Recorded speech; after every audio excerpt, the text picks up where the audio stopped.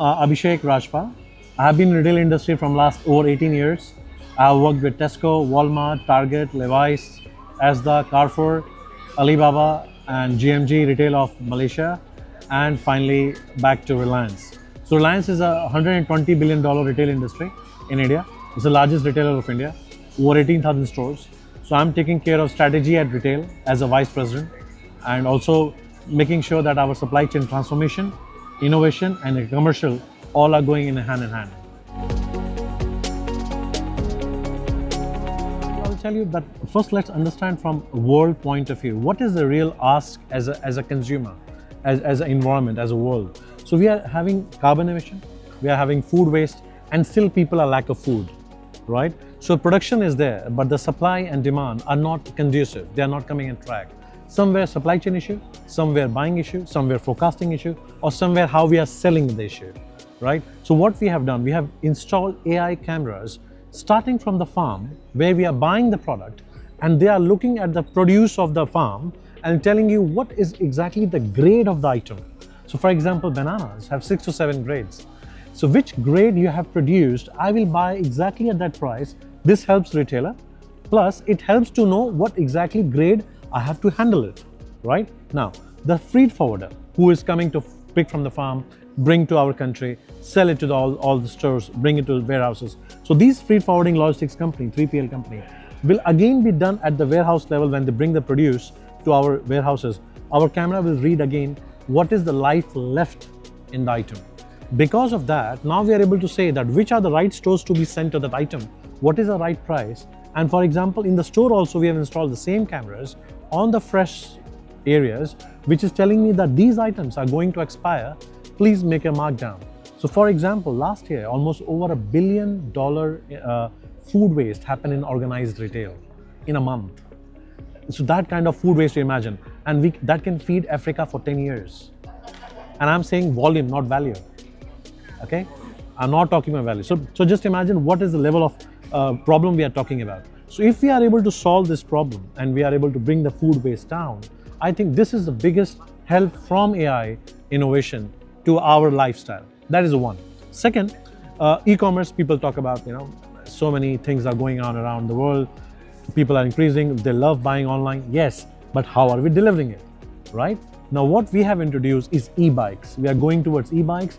We are hiring third-party providers who are going with e-bikes. Not even that, the freight forwarders have also become smart, especially DHL and Maersk.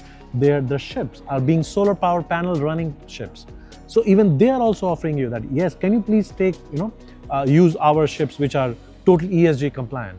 So what we are trying to say that we are giving the message to everywhere that let's stop wastage of food, let's stop wastage of energy. I think this is the bigger revolution in retail which is passing from farm to fork. I think this will be great. That's why I'm saying that, it's like the problem raises a curiosity and idea and the work, right? So problem we identified, this is the problem. Now how to solve a problem, we are taking the help of technology. So now, as I said, the country population is 1.4 billion people, but resources are limited. So how to conserve resources is to make sure that resources are used effectively. And that is only possible when the technology is there to help you out. So I think this is really good, how we have started. And we have also started our solar power panels to all the warehouses, not use electricity, making sure the carbon footprint is reduced. I think this is the biggest change in innovation. Second is on the selling part. So people talk about how to increase your sales, which is the first prime job of any retailer. Now, consumer buying behavior is a subject which every retailer want to study. What consumer want to buy, how they are buying, the loyalty program, the data and everything. But one thing we forget is that the data is there since last so many years, right? Now, is the model also learning with the consumer? Learning with it. That's where AI is helping you. So for example, before COVID, I don't see many people were using organic products. They were not buying organic products. After COVID, people are spending on organic products, right? They have become much more streamlined that I want eco-friendly packaging. I want eco-friendly shoes. I want eco-friendly makeup, cosmetics. How they have been produced. People are taking interest in that, how it has happened. So what is technology doing now? So what we have started with a QR code label on the product where you can scan it and you see where it was produced, what date, how it got transferred, the journey of the item, so that you know exactly where the item has come from and how it has been handled. So I think this entire ESG metric with the AI and how we are solving the consumer behavior, I think this is very interesting and how it is going to shape up. In the future, you will see that consumer and retailer are talking real time with some way or the other.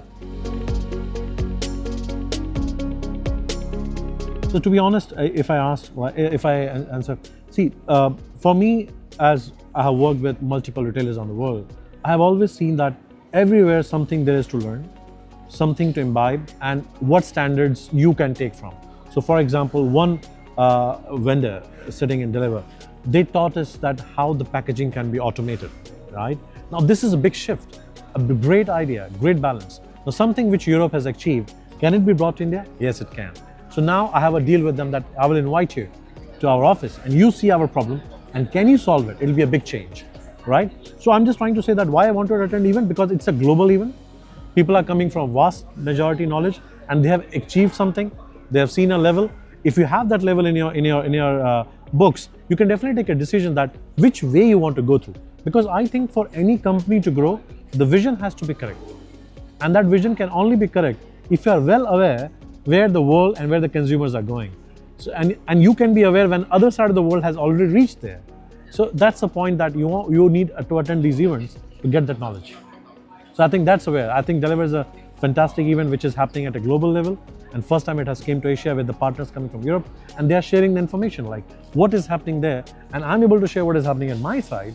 And we are able to come to an agreement that this is the problem, let's try to solve together. EU Union is signing a free trade agreement with India this year.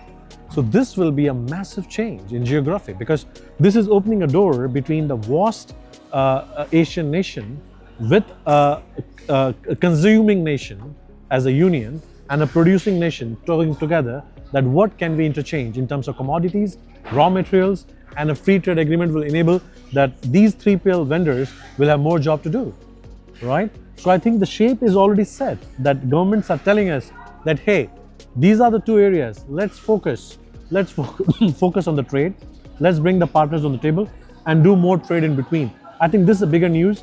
I don't know how many people know about it, but this will be a big change which you will see in future, that from EU to India, this entire belt initiative will be huge. Plus in the G20 agreement, there has been signed deal where a road initiative is being developed from India till Europe. This entire trade, in the next 5 years, they're going to develop. And all the G20 countries are investing in it. So just imagine what level of business we are talking about. So this is, I think, is a big change. And that's why I wanted to, have a talk with them and try to understand that let's connect, let's be in touch, let's start discussing how we can leverage this kind of a change and bring on the table like business for each of us. I think the biggest standout conversation for me was that how they are willing to adapt. So for example, when I speak to DHL, now DHL is in India as well, but they want to bring the technology which they have used in Sydney for us.